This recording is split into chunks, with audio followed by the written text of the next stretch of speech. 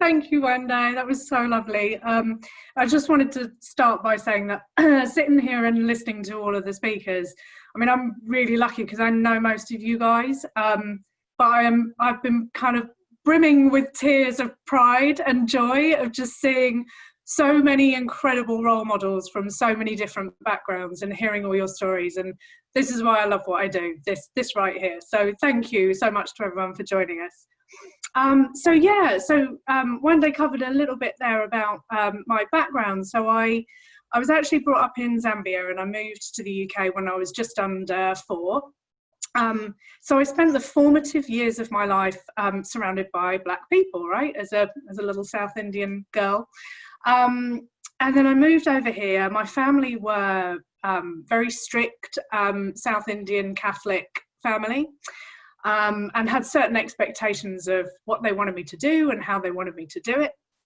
But that whole, being in Zambia and being surrounded by Black people when I was little, and then moving to the UK, but knowing that I was South Indian, and you will have all noticed I've got a completely Portuguese name because the area of South India that I'm from is an ex-Portuguese colony.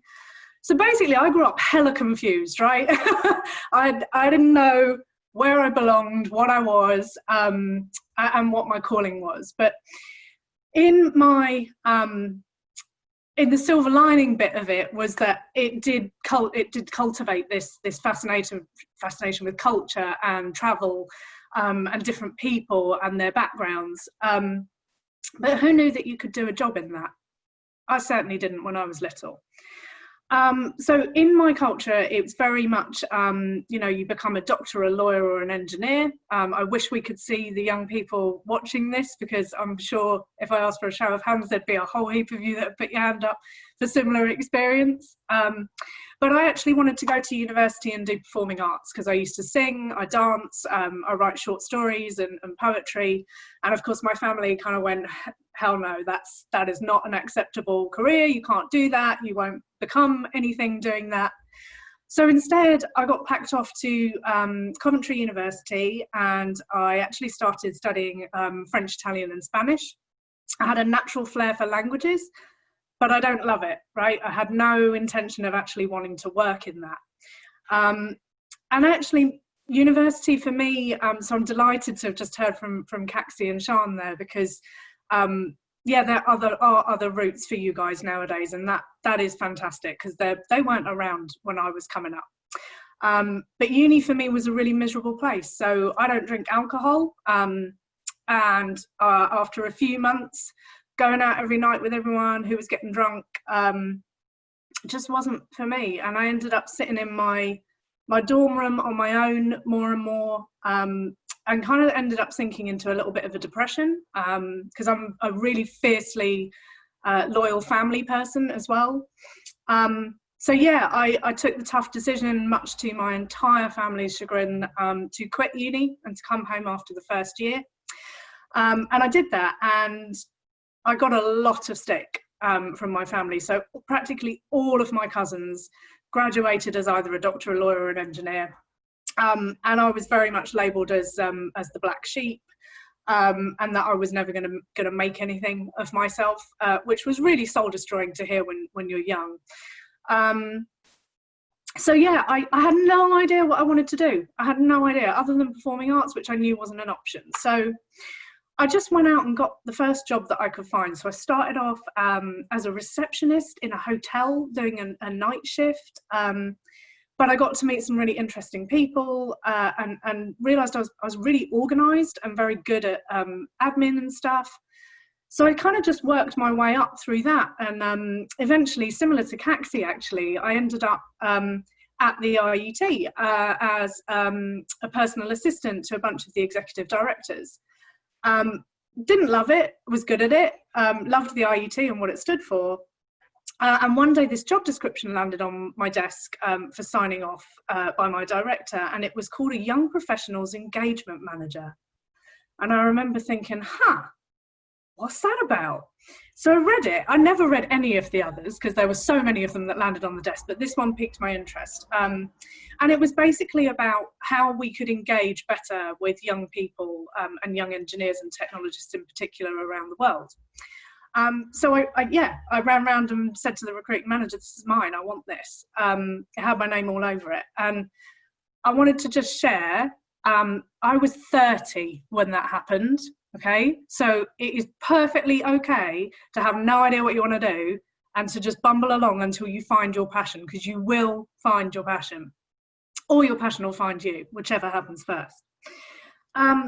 So I did that job for 6 years, and then I moved over to electro components, RS components, 2 years ago. And actually, there's something really beautiful in this whole journey that I've been through. And essentially now what I do is I help and develop young people to be the best that they can be, which is ironic, right? Because I had no idea what I wanted to do, and I had no idea how to shape myself, let alone anyone else. But actually, as you've gathered, so I don't have a degree. I'm now, VP of Grassroots, which I have to pinch myself when I say still. But yeah, what I did have was a passion for helping other people, and for culture and for travel, and I'm hungry to learn. I devour books, and I love communicating with other people, and that in itself brings about certain soft skills that you can't necessarily learn, you have to do. So that is my story. And I also now run our early careers internship program across the electro components group. And the irony for me is that I often hear from colleagues that we need the top grads from the top unis with the top grades. And there's me sitting there thinking, I don't have a degree, and you're sitting and talking to me, and you respect me. So why do we need that? You're missing out on these whole tranches of talent like Caxi and Sean, who are coming up in different ways. And I'm delighted that at RS we do have an apprenticeships program, and we've had some fantastic apprentices come through the business and are still with us. So in short, I think the things for me that I would give you guys as advice, say yes to things outside of your remit. Put yourself out there for as many things as possible. So if I might just share really quickly, so I actually ended up at RS Components because when I was at the IET, I was invited to sit on a judging panel for an awards program that RS runs, which is called Bright Sparks, and it's to find the top 30 electronics engineers under the age of 30 in the UK. And I looked at what was involved. It was a lot of work. There was a lot of going through the entries. They were all very technical. I'm not an engineer. So I read all of this and I kind of thought, oh, geez, it's another thing to do. But I thought, well, hey, I'm sure I'll learn about some really cool projects and young people. So I did it. And in doing that, I met my current boss. So in talking to him, he asked me what I did. He got really interested in what I did. Knew that he wanted to nurture the next generation of customers and employees coming up for RS.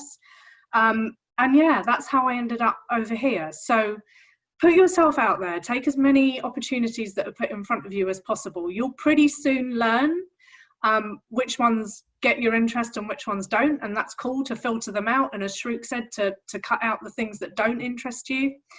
And don't be afraid to be different. So as Wande said, I've always tried to find different ways of doing things.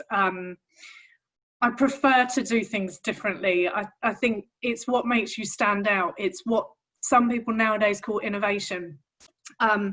And part of the reason why I ended up here was because of that, because, my boss wanted a disruptor. He wanted someone that did things differently. So don't be afraid to do that.